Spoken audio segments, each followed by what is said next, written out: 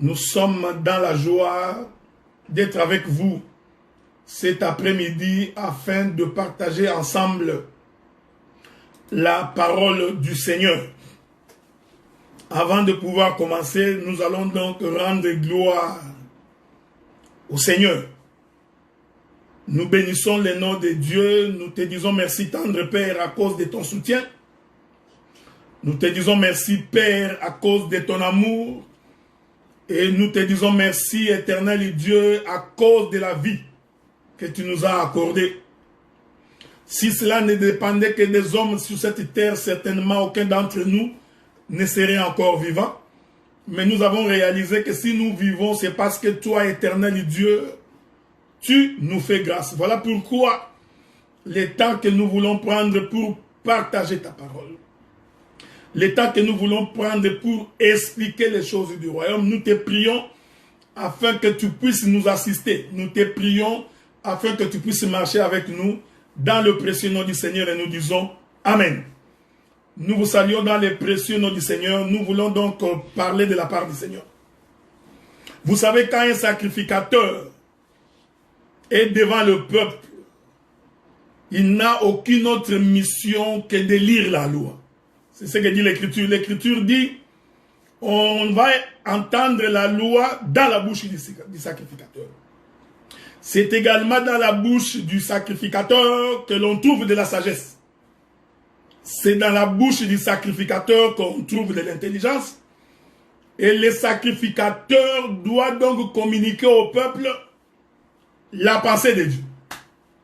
La mission du sacrificateur, c'est aussi récupérer l'agneau, découper l'agneau afin de distribuer le pain parmi le peuple. Donc, le sacrificateur ne se prêche pas, le sacrificateur ne raconte pas sa vie.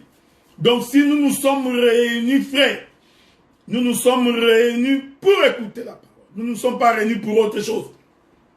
Voyez-vous, nous ne sommes pas réunis parce que nous avons des comptes à régler ou nous avons des problèmes. Non, quand nous nous réunissons, c'est seulement pour écouter la parole. Je comprends que vous vous êtes attachés.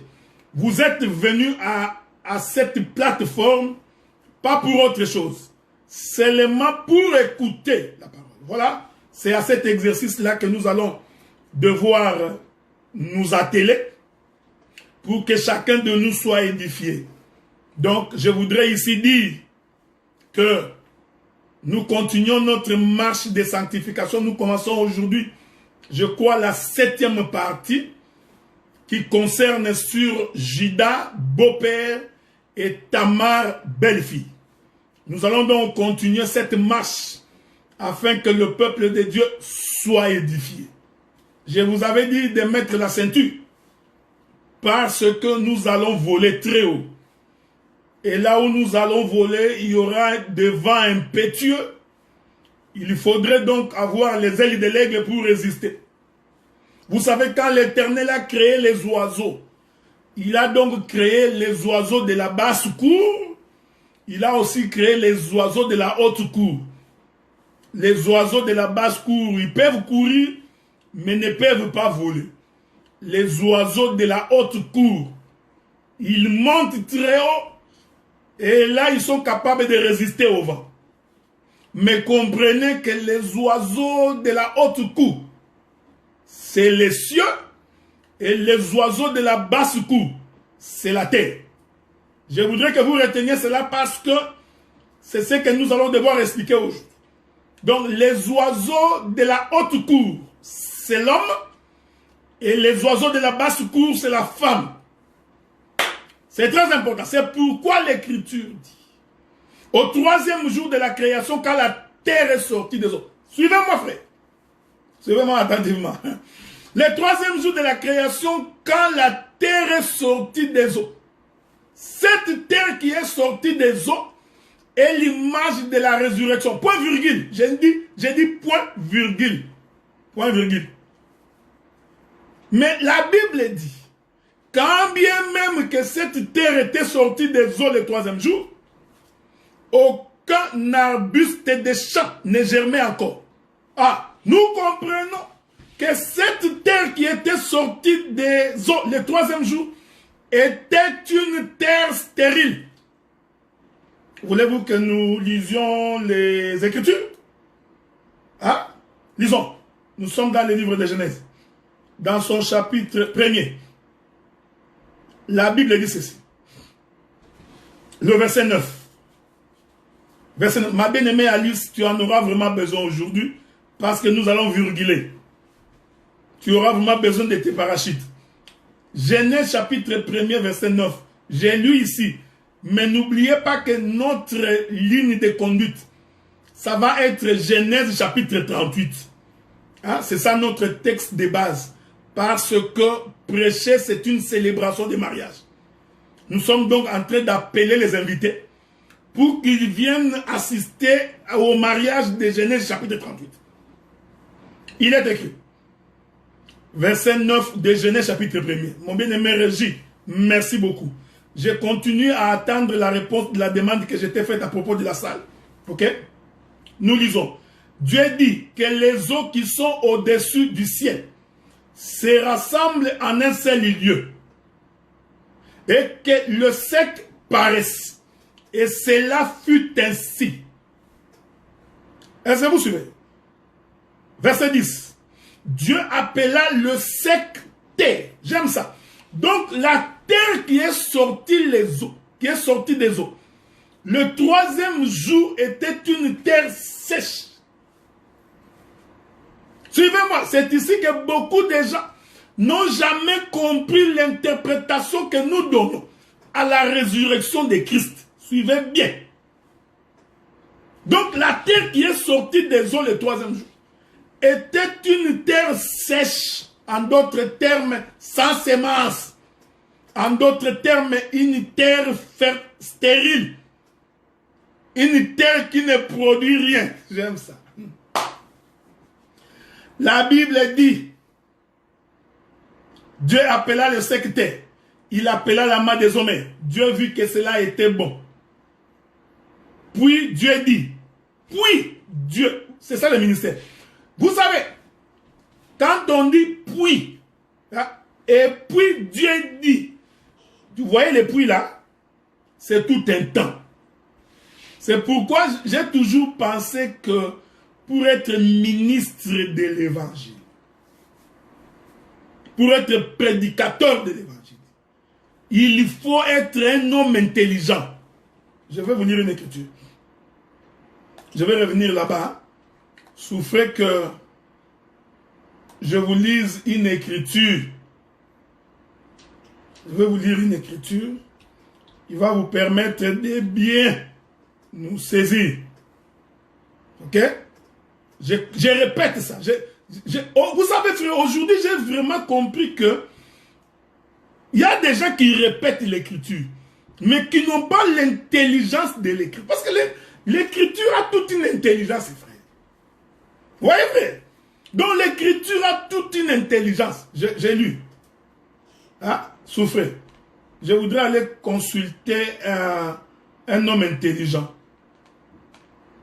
Je voudrais aller consulter un homme intelligent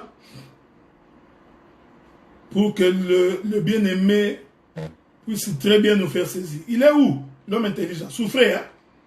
Je vous ai toujours demandé de souffrir avec moi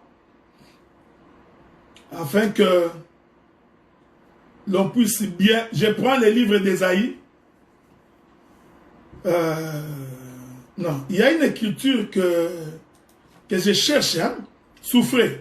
Parce que si je ne trouve pas cette écriture-là, vous risquerez de ne pas très bien me saisir dans ce que je dis.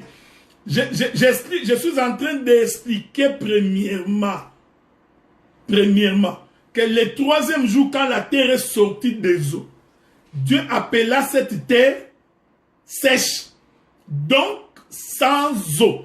Dans un autre langage, la terre qui est ressuscitée le troisième jour n'avait aucune production. Aucune production. C'était une terre stérile. Maintenant, souffrez.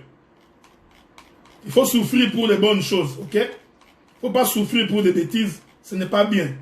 La bonne souffrance, c'est souffrir pour les bonnes choses. Je suis en train de courir très vite pour aller vous trouver une écriture qui va nous permettre de comprendre ce que la Bible dit. C'est pourquoi quand on est appelé au ministère, ici je parle aux bien-aimés qui sont appelés au ministère, il faut être très intelligent, c'est très important. Parce que si tu n'es pas intelligent, il y a beaucoup de choses que tu risques de ne pas comprendre. Alors vous, donc je trouve cette écriture-là, voilà, je ne suis pas très loin du royaume, je m'approche de l'écriture. La Bible dit ceci.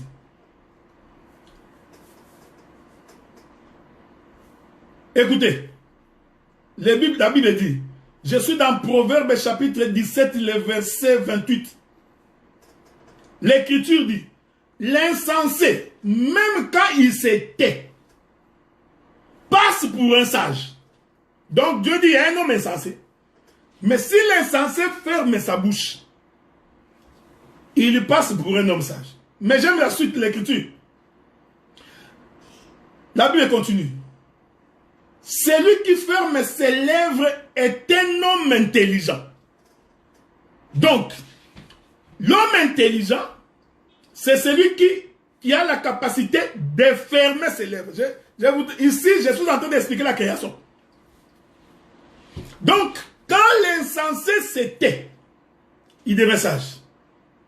Celui qui ferme ses lèvres devient donc un homme intelligent. J'aime ça. Donc, que signifie fermer les lèvres et devenir intelligent? C'est ça le ministère. Or, celui qui a fermé ses lèvres, c'est Dieu. Quand Dieu ferme les lèvres, c'est en réalité fermer la bouche. Donc, quand Dieu ferme sa bouche, c'est ça l'intelligence de Dieu. Or, quand Dieu ferme sa bouche, la terre ne peut pas recevoir de l'eau. Est-ce que vous me suivez, frère? Parce que quand Dieu ouvre sa bouche, il y parle. Or, la bouche de Dieu, j'ai déjà expliqué ça, c'est le ciel. Donc, quand Dieu ouvre sa bouche, la pluie doit tomber. Et quand la pluie tombe, la terre est arrosée. Donc, maintenant, quand Dieu ferme sa bouche, c'est lui, l'homme intelligent. Je t'informe aussi que l'homme insensé, c'est encore Dieu. Est-ce que vous voyez ça, frère? Ici, je voudrais préciser pour les frères bien-aimés. Quand nous définissons l'insensé, quand nous disons que Dieu se présente comme un insensé, il ne faut pas définir que Dieu est insensé comme ta définition. Hein? Donc, n'allez pas voir comme tu as l'habitude de voir des insensés. Non, non, non, non, non. Donc, quand Dieu se dit insensé, c'est tout un enseignement. C'est-à-dire que le moment où Dieu a fermé sa bouche, il a fermé ses lèvres, en quoi devient-il insensé? Il devient insensé parce qu'en fermant sa bouche, la parole ne peut pas sortir. Or, quand la parole ne sort pas, la terre, elle restera sèche, elle restera stérile, elle restera sans gloire. Est-ce que vous me suivez, frère? Comprenez bien. C'est pourquoi, quand la terre est sortie des eaux, le troisième jour, quand la Bible dit que cette terre était sèche, en d'autres termes, Dieu était un insensé. C'est-à-dire, Dieu avait fermé sa bouche. Vous savez, je vous ai toujours dit que le ministère, c'est prendre des couloirs que beaucoup n'ont pas empruntés. C'est voir là où les gens n'ont pas encore vu. Est-ce que vous voyez ça, frère? Donc, je suis en train d'expliquer Proverbe dans les livres de Genèse. Est-ce que vous me suivez? Donc, quand l'écriture dit que la terre qui est sortie des eaux était sèche, prophétiquement l'écriture vous l'a dit, Dieu a fermé sa bouche. En d'autres termes, le ciel était fermé. Ici, je suis dans Ésaïe chapitre 55. De la même manière que la pluie tombe du ciel, ainsi en est-il de ma parole. Donc, la pluie, c'est la parole. Donc, le ciel, c'est là où Dieu habite. Quand le ciel s'ouvre, cela veut dire que Dieu a ouvert sa bouche. Or, quand la pluie ne tombe pas, en d'autres termes, le Seigneur a fermé sa bouche. Nous sommes au troisième jour de la création, frère. Troisième jour de la création. que beaucoup de gens expliquent par là la résurrection de Jésus. J'ai dit, jusque-là, tu n'as marché que la moitié du chemin. Ouais, mais quand vous expliquez les choses, il faut éviter d'être un scribe. Parce que les scribes, ils cherchent l'écriture noire sur blanc. Les ministres, c'est celui qui sonde la profondeur de l'écriture. C'est pourquoi vous allez voir les gens qui font des débats sur des mots. Non, tu vois ici, il a dit ceci. Non, non. Un ministre, c'est celui qui comprend l'esprit de la lettre. Quand tu n'as pas l'esprit de la lettre, tu auras des difficultés. C'est pourquoi, vous allez remarquer, je rentre dans Genèse. Je voudrais rentrer dans Genèse. Je vous avais dit que mangez bien, frère. Parce que nous allons vraiment voler aujourd'hui. Hein. On va vraiment voler. Genèse chapitre 2. Genèse chapitre 2. Genèse chapitre 2. Dieu ferme sa bouche. Il se tait. Quand Dieu se tait, il devient un homme sage. Quand il ferme ses lèvres, c'est un homme intelligent. Genèse chapitre 2. Verset 5. Mon bien-aimé Régis. Genèse chapitre 2. Verset 5. Je te salue mon bien-aimé Fiston Moubia. Que Dieu te bénisse. Il est écrit. Lorsque l'Éternel Dieu fit une terre et des cieux, aucun arbuste des champs n'était encore sur la terre, aucune herbe des champs ne germait encore, car l'Éternel Dieu n'avait pas fait pleuvoir sur la terre, et il n'y avait point d'homme pour cultiver. Ah, donc, quand la terre est sortie des eaux le troisième jour, pourquoi la terre n'a produit aucune semence? Pourquoi aucun arbre n'avait germé? L'Écriture dit, c'est parce qu'il n'y avait pas de pluie. En d'autres termes, Dieu avait fermé le ciel. Dieu avait fermé sa bouche. Est-ce que vous me suivez? Ici, nous sommes le troisième jour. La terre est sortie des eaux. Le troisième jour que vous expliquez par la résurrection de Christ. Ça là, même un enfant peut lire. Jésus est ressuscité le troisième jour. Oui, oui. Mais le ministère, ce n'est pas répété comme ça. Maintenant, regardez, frère. Pour que la terre puisse produire, mon bien-aimé Gloire, est-ce que tu me suis? Pour que la terre produise, il faut que la pluie tombe. Suivez. Or, la pluie ne peut pas tomber si le soleil n'apparaît pas. Parce qu'en réalité, frère, c'est la pluie, c'est le soleil qui fait tomber la pluie. Ça, j'aime ça. Vous savez, c'est pourquoi je vous avais dit, il faut être un homme intelligent.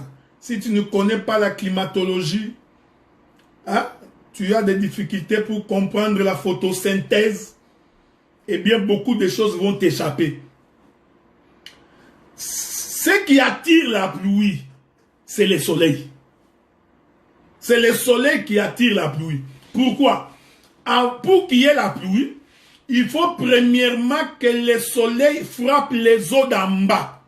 Si le soleil ne frappe pas les eaux d'en bas, il ne peut pas y avoir la pluie. Parce que c'est le soleil qui, en frappant les eaux d'en bas, va créer ce qu'on appelle en chimie l'évaporation. C'est-à-dire, le nuage va s'élever. Une vapeur va s'élever. Cette vapeur qui s'élève, c'est ce qui va être la pluie. Est-ce que quelqu'un me suit? En d'autres termes, sans le quatrième jour, la terre ne peut pas produire. Donc si la terre produit, c'est à cause du quatrième jour. Parce que c'est le quatrième jour que Dieu a créé le soleil. Genèse, je rentre dans Genèse. Je rentre dans Genèse, chapitre 1er. L'Écriture dit, je récupère Genèse chapitre 1er, le verset 12. La terre produisit de la verdure, de l'herbe portant de la semence selon son espèce. et des arbres donnant du fruit ayant en eux leur semence en leur espèce. Dieu vit que cela était bon. Voyez-vous, là Dieu a déclaré. Hein? Mais quand vous lisez le verset 14 de Genèse chapitre 1er, Dieu dit qu'il y ait des luminaires dans l'étendue du ciel. Non, répétons d'abord le verset 13. Il y eut un soir, il y eut un matin, ce fut le 3e jour. Donc le 3e jour, la terre est sortie des eaux. Je précise que cette terre qui est sortie des eaux était une terre sèche, stérile. Aucun arbuste des champs ne germait encore. Selon Genèse chapitre 2, le verset 4 et 5. Maintenant, pour qu'il y ait de la semence, pour qu'il y ait des arbres, pour qu'il y ait de l'herbe, il faut que la pluie puisse y tomber. Or, la pluie ne peut pas tomber si le soleil n'apparaît pas. Donc, c'est le soleil qui fait tomber la pluie. Je vais t'aider, frère, je vais t'aider. On dit de Jésus qu'il est le soleil de la justice. Maintenant, dans Jean chapitre 17, Jésus dit aux disciples, il est avantageux pour vous, moi soleil, que je puisse d'abord partir.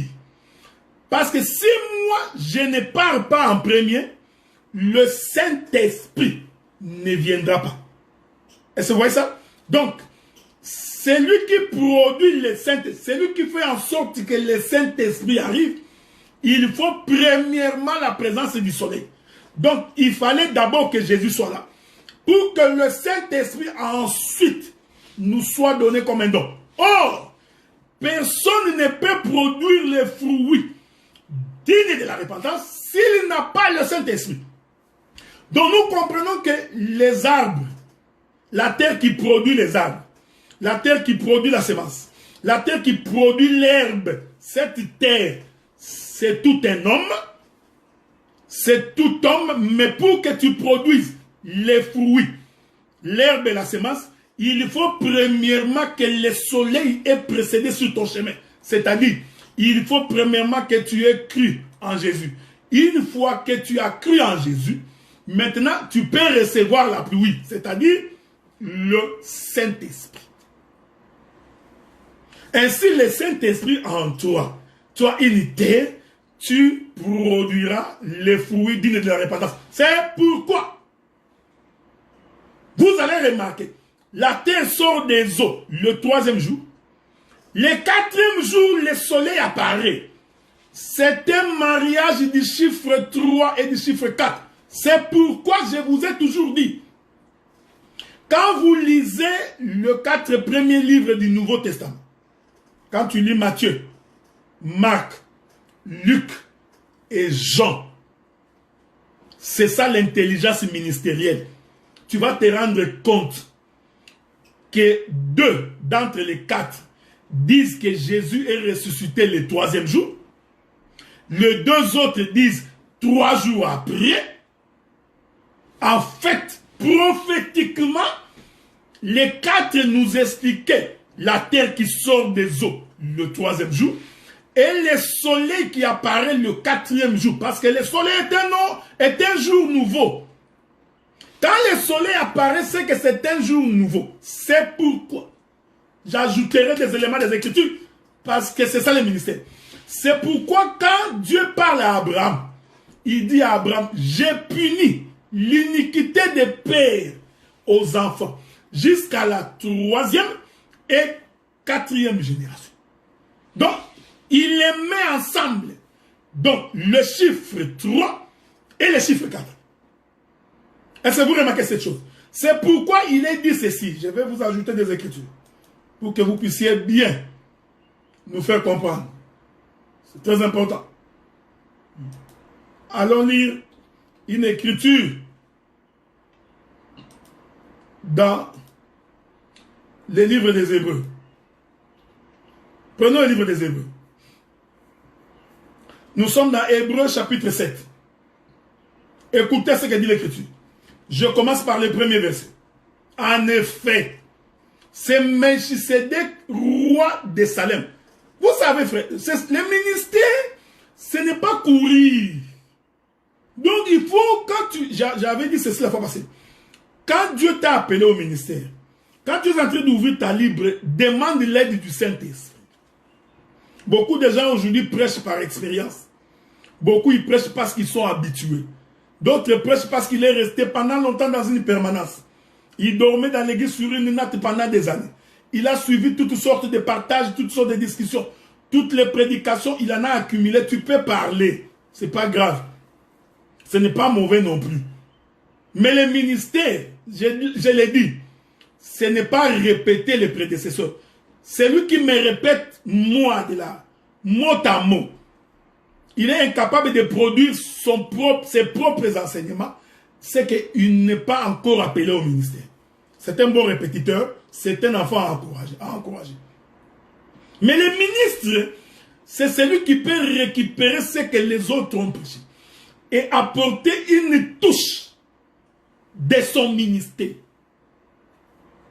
Je rentre ici. En effet, c'est Melchisedec, roi de Salem. Donc Melchisedec était un roi. Or, la royauté est pour la tribu de Juda. Est-ce que vous vous souvenez de ça, frère? La royauté, elle est pour la tribu de Juda. Donc, le quatrième fils de Jacob. Donc, Melchisedec était un roi. Ce n'est pas pour rien que Paul dit ces choses. Donc, Melchisedec était un roi. Roi de Salem. Virgule. Sacrificateur du Dieu très haut. Or, la sacrificature est pour Lévi. Lévi, le troisième fils. Donc, vous voyez, dans Melchisedec, nous avons le chiffre 3 et le chiffre 4. Vous voyez ça, frère? C'est pourquoi quand Jésus est né, sa maman physique, Marie, était lévite, son papa Joseph était de la tribu de Juda. Ces deux choses s'est réalisées en Jésus. Je suis rentré là-bas pourquoi? Pour vous expliquer que la femme, en fait, c'est une terre. Maintenant, quand la femme ne reçoit pas la semence, donc, quand l'homme intelligent ferme sa bouche, ses lèvres, la femme ne peut pas être sauvée. Maintenant, rentrons. Genèse chapitre 38. Genèse chapitre 38. Écoutez. Lisons ceci. L'Écriture dit. Verset 8. Parce que nous avons déjà fini R. Je prends Onan aujourd'hui. L'Écriture dit. Alors Juda dit à Onan, son deuxième fils, va vers la femme de ton frère. Prends-la comme beau-frère et tu suscites une postérité à ton frère. Donc, ici en anthropologie, on appelle ça, comment on appelle ça? Je crois qu'on appelle ça les léviras. Oui, les léviras. Donc, les léviras. Quand le petit frère prend la femme du grand frère. Voyez-vous? Donc, on appelle ça les léviras en anthropologie. Donc Dieu, il est tout. Même la science que nous étudions aujourd'hui, Dieu connaissait ces choses. Vous voyez, frère? Donc, le petit frère va s'approprier la femme du grand frère. Avez-vous remarqué qu'elle est sortie avec Tamar, mais ils n'ont pas eu d'enfant? En d'autres termes, est-ce que vous me suivez? En d'autres termes, elle était incapable d'assemencer comme Tamar. Était incapable de donner sa semence à Tamar. Elle était incapable de produire. Est-ce que quelqu'un me suit? Donc, cet homme de Er qui ne donne pas naissance à Tamar, nous disons, c'est l'insensé qui se tait. Maintenant, Onan vient, il prend la même femme. C'est pourquoi nous disons, si tu n'as pas l'interprétation de l'écriture, tu vas dire certainement ces choses ne sont pas les choses de Dieu. Ça doit être de la bestialité. Donc, c'est comme, tu t'imagines, hein? Comme tu me vois là, hein? La sœur. Regarde, comme tu es là. Donc, tu es la femme du frère. Le frère meurt. Les petits qui venaient manger les foufous chez toi à la maison, son petit frère. J'aime ça. Donc, son petit frère là qui venait manger les foufous à la maison. Qui venait, belle sœur, est-ce que tu peux me donner un peu d'argent du transport? Maintenant, ton mari meurt. Donc, le petit là va te récupérer. C'est-à-dire que tu vas te fâcher. J'aime ça. Oh, ces choses expliquent les choses du royaume, frère. Donc, hein, même toi, naturellement, tu vas dire, si c'est seulement pour Dieu, c'est comme ça. Non, je refuse. Je ne peux pas.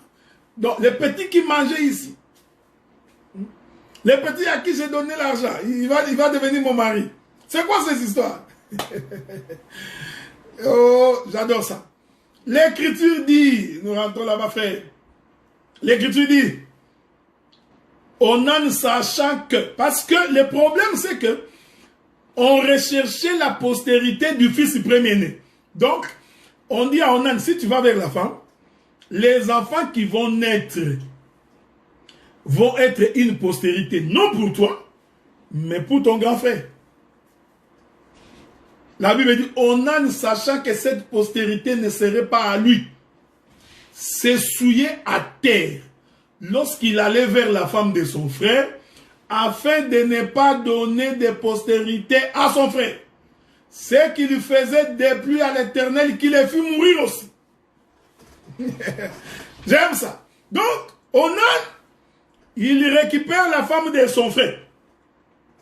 Pendant qu'il allait avec la femme de son frère, ici je parle de grandes personnes, il prend sa sémence, il jette par terre. En d'autres termes, Onan refuse de donner sa sémence à Tamar. Mais avez-vous remarqué, ici je suis en train de parler à des hommes âgés. Il est vrai que Onan sortait avec cette femme. En d'autres termes, Onan copulait avec Tamar. Mais en ce qui concerne la sémence, Onan préférait prendre sa sémence et jeter la sémence par terre. Donc, la copulation, il le faisait. Mais la sémence, jetée par terre. En d'autres termes, pour Tamar, Onan retenait sa sémence. Vous voyez, frère, j'aime ça. Donc, Onan, donc tout le temps qu'il était avec Tamar, il était en train de retenir sa sémence. Quand il était prêt pour s'aimer, il s'est retiré et s'aimait par terre. Maintenant, nous allons expliquer premièrement Tamar. Tamar, c'est la femme du fils premier-né. Oh, je vous avais expliqué que le fils premier-né Er était aussi l'image d'Adam. Il était aussi l'image de Christ. Ces choses, je les ai expliquées. En tant que fils premier-né. Je vous ai toujours dit que quand on explique les Écritures sont comme un hôtel. Pas n'importe quel hôtel, c'est l'hôtel de Jacob. Mais l'hôtel de Jacob est composé de différentes pierres. Maintenant, quand on est prédicateur, on peut retirer la pierre de l'hôtel pour expliquer une pensée. Remarquez maintenant que Tamar était en réalité la femme d'Er. Parce que je vous ai dit que c'est le père qui a épousé cette femme pour son fils. Et je vous avais expliqué que Adam, qui est le premier fils, le fils unique, premier fils de Dieu, était ici symbolisé ou imagé par Er. Ensuite, je vous avais expliqué que Tamar représentait à la fois la maison d'Israël et elle représentait aussi l'église. Il faut retenir parce que c'est ça l'enseignement. L'enseignement, c'est que nous marchons tout en jetant un coup d'œil derrière de ce que nous sommes. Donc, cet homme d'Onan, allant avec Tamar, ici, Tamar représente la maison d'Israël. Pourquoi? Parce que la maison d'Israël a connu la visitation de Dieu, mais Dieu n'a pas ensemencé Israël. Est-ce que vous me suivez? L'Éternel Dieu dit, je me suis choisi Israël comme étant mon peuple. Donc Israël, c'est le peuple de Dieu. C'est le peuple que Dieu a choisi. Mais malheureusement, ce peuple de Dieu que Dieu avait choisi, Dieu ne leur a pas donné sa semence. Est-ce que vous me suivez attentivement? Je vais essayer d'expliquer ça autrement. Pour que vous compreniez. Quand l'Éternel Dieu fixe à Israël les rendez-vous à la montagne d'Horeb, il dit, dites à ce peuple de laver leurs vêtements. 3 jours après, le matin du 3e jour, nous allons nous rencontrer au sommet de la montagne. Quand ils sont arrivés à la montagne, l'Écriture dit qu'il y a eu des tonnerres, des éclairs et des tremblements de terre. Israël a dit, Moïse, nous ne voulons plus l'écouter. En d'autres termes, toi Moïse, tu iras écouter pour nous et ensuite tu nous ramèneras ce qu'il aura dit. Ainsi, Israël n'a pas rencontré véritablement Dieu. Cela veut dire que Dieu ne leur a pas donné sa semence. Est-ce que vous comprenez ça? Donc ici, Onan, j'explique ces choses. Onan ici, il représente en réalité Christ du temps de la dispensation de Moïse, de la loi. Donc il est venu chez les siens. Les siens ne l'ayant pas reçu. Ici, ne pas recevoir, ce n'est pas apprendre la sémence. Matthieu chapitre 13. Prenons le livre de Matthieu. Matthieu chapitre 13. Je vais lire à partir du verset 10. Les disciples s'approchèrent et lui dirent, pourquoi leur parles-tu en parabole? Jésus leur répondit, parce qu'il vous a été donné de connaître les mystères du royaume des cieux et que cela ne leur a pas été donné. Voyez-vous? Car on donnera à celui qui a et celui, il sera dans l'abondance. Mais celui qui n'a pas, on notera même ce qu'il a. C'est pourquoi, ça c'est Jésus qui dit, je leur parle en parabole parce qu'en voyant, ils ne voient point. Et qu'en entendant, ils n'entendent ni ne comprennent. Pour eux s'accomplit cette prophétie d'Ésaïe. Vous entendrez de vos oreilles, mais vous ne comprendrez point. Vous regarderez de vos yeux, mais vous ne verrez point. Ici, vous voyez, j'explique les gestes de Onan qui va avec Tamar. Donc, Onan qui copule avec Tamar. Vous comprenez ce que je dis? Donc, vous c'est ce que ça veut dire. Vous entendrez. Donc, je suis allé vers vous, mais vous ne comprenez pas. Donc, je suis allé, mais j'ai retenu ma semence. J'aime les Écritures. Vous regardez de vos yeux, mais vous ne verrez pas. Donc, il voyait, il regardait, mais il ne voyait pas. Avez-vous remarqué cette chose? Hein? Donc, l'Écriture ici nous confirme. Car le cœur de ces peuples est devenu insensible. Ils ont endurci leur cœur. Ils ont fermé les yeux de peur qui ne voient de leurs yeux, qui n'entendent. Ici, quand vous lisez les textes, ça donne l'impression comme si c'est Israël qui a refusé. Tu vois?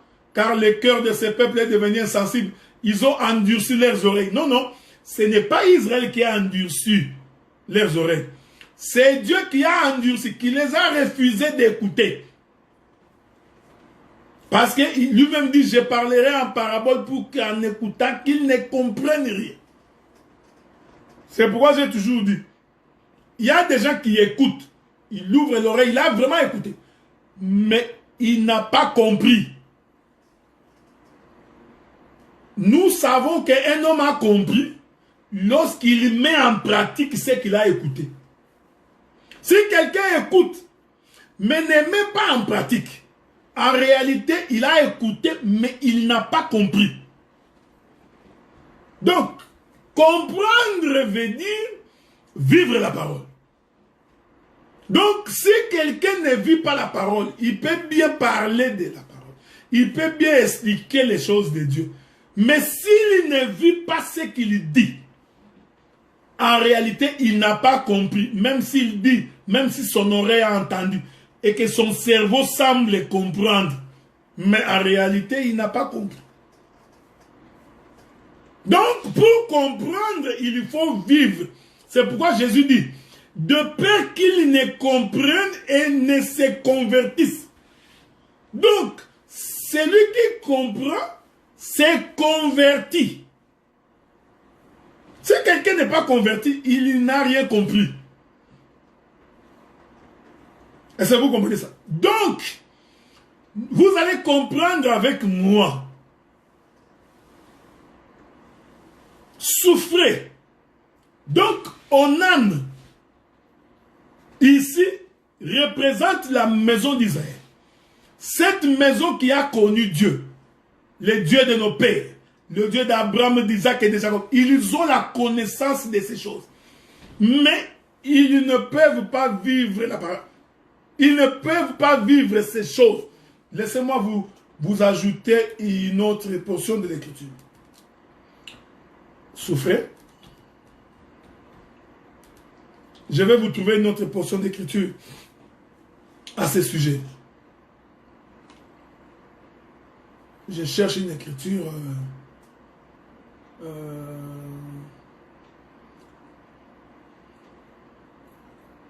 Prenons le livre d'Osée.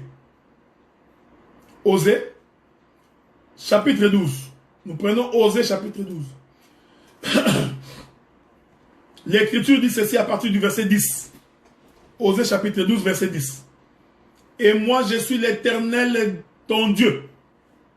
Dès le pays d'Égypte, je te ferai encore habiter sous des tentes comme au jour des fêtes. J'ai parlé aux prophètes et j'ai multiplié les visions. Et par les prophètes, j'ai proposé des paraboles. Voyez-vous? Donc, quand Jésus parlait par les prophètes aux enfants d'Israël, en réalité, tout ce que Dieu disait, c'était des paraboles. Donc, quand nous parlons de Moïse, c'est une parabole. Que nous parlons d'Abraham, parabole. Isaac, parabole. Jacob, parabole. Donc, tous les prophètes, quand Dieu parle au travers des prophètes, ce sont des paraboles. Jean-Baptiste parlait, c'est les paraboles.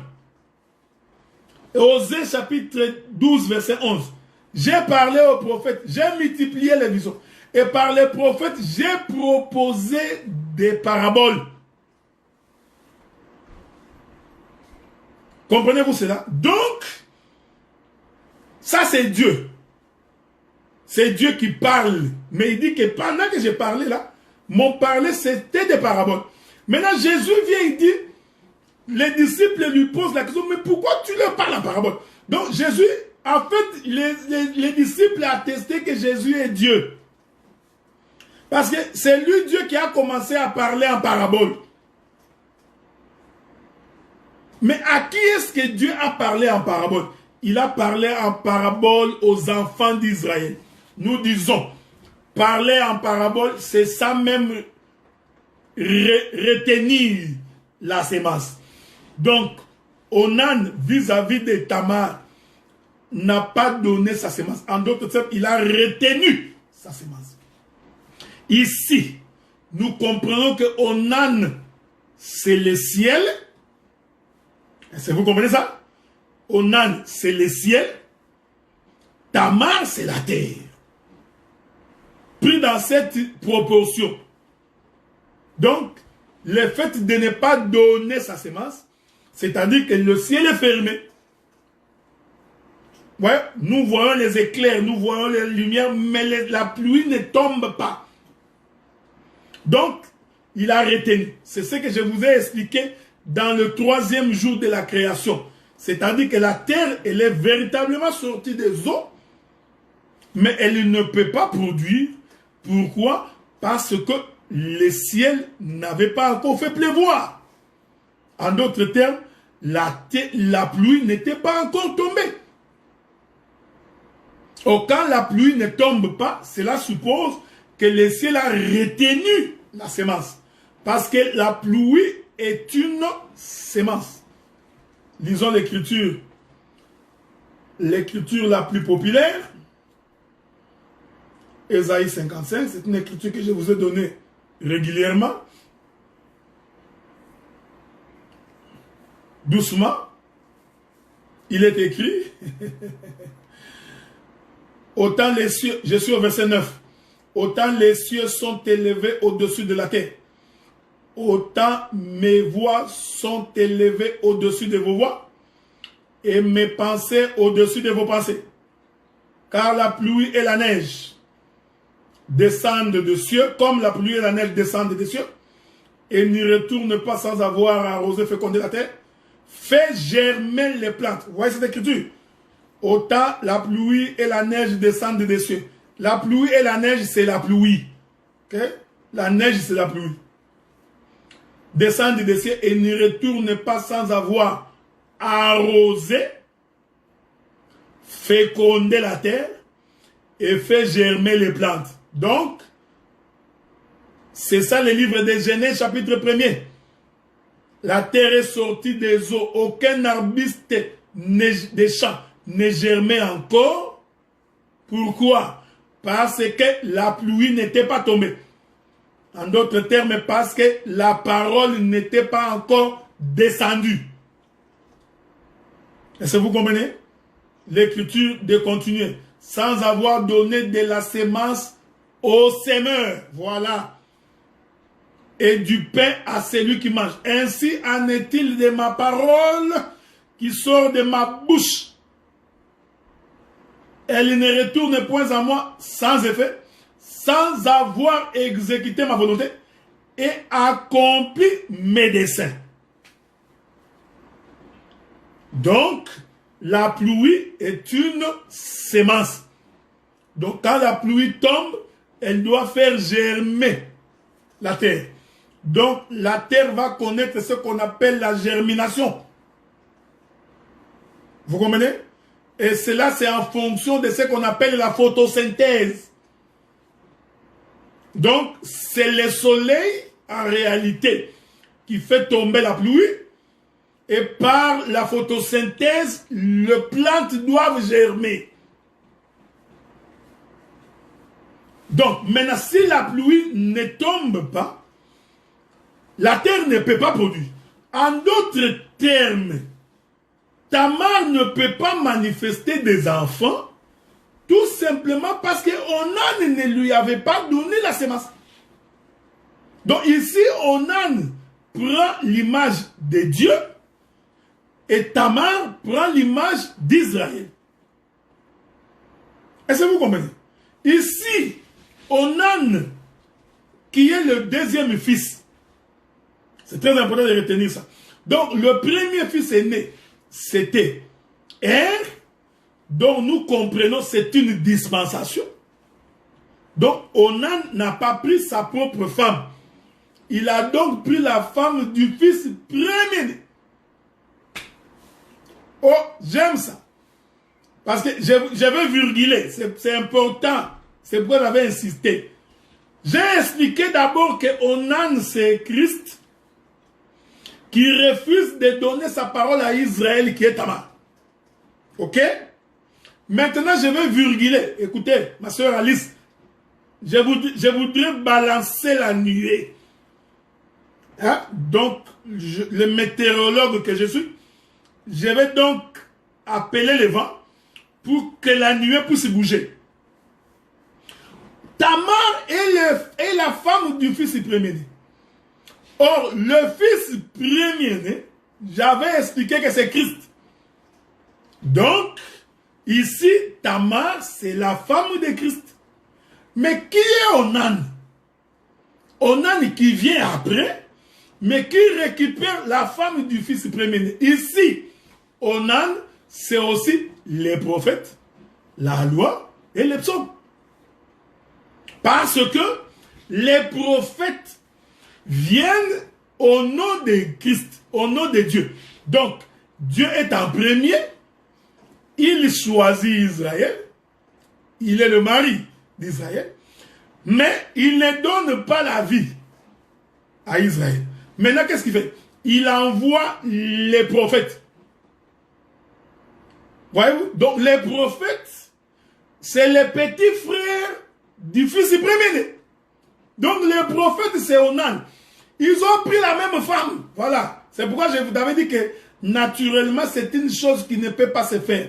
Car tous les prophètes ont prophétisé pour Israël. Aucun prophète n'est sorti en dehors d'Israël. Est-ce que vous comprenez ce que nous disons? Ici, je ne parle pas des serviteurs. Nous avons des serviteurs de l'Éternel qui sont venus des nations. Ça, nous en avons beaucoup. Nabuchodonosor était serviteur de l'Éternel. C'est ce que l'Écriture dit. Mais je parle ici des prophètes. Tous les prophètes sont sortis en Israël. Il n'y a aucun prophète. Israël ne peut pas écouter un prophète étranger. Non. Un juif n'écoute pas un prophète qui vient de Katakokombe. Non, tu vois moi, Dieu m'a visité. À partir de Katakokombe au village, Dieu m'a parlé. Un juif ne t'écoutera pas. J'aime ça. Un juif ne peut écouter qu'un prophète qui sort d'Israël. Est-ce que voulez-vous que je vous exhorte, frère? Si tu es fils de Dieu et que nous avons la même foi, nous croyons au même Dieu, tu ne peux pas écouter quelqu'un qui vient de chez les nations. Tu ne peux pas écouter un prophète païen. Est-ce que vous comprenez ça? Je te salue, mon bien-aimé, le pasteur Alain Inunga.